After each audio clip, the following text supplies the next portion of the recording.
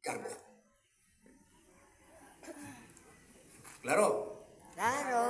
Para makakuan dyan mo, makahinumdum dyan mo, pardon my word, pero yung aning, ang garbo kuno, mura siya panty. Kung dili ipaubos, huwag yun mahitabo. Tinuod dili. Pwede mo ka anak. Kung dili ipaubos ang garbo, huwag yun mahitabo. Huwag pagpasayloay, huwag pagdinawatay, huwag kalinaw, o huwag kalipay ang imong kinabuhi. Tungod kay ang garbo, tungod kay si Satanas, maoy naghari sa imong kasing-kasing. Inahan man ko padre, maguwang man ko padre. Kinsa may mudutudlo sa anak. Ang anak o maguwang o ang kuwa ng ginikanan. Ginikanan.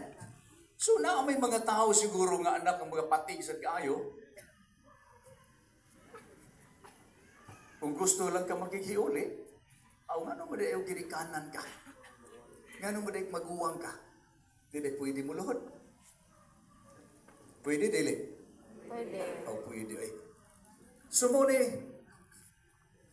nagdibusyon ta sa mahal nga birhen. Ang modelo sa mapaop sanod. Inspirasyon nato sa pagkabot sa atong tumong nga mao ang langit. O dinhi kita mao ang gihimo ni Maria nga inspirasyon usab sa ubang mga tao aron ang uban nga wa pa makakita sa iyang anak makakita unta pinaagi sa atong mga binuhatan. Muna nga maningkamot ta sa kanunay, sa di pata mga matay, nga mahimutang inspirasyon sa ubang mga tao. Muna nga ito kanunay hinumduman, ang ingon sa usa ka magsusulat, aspire to inspire before you expire.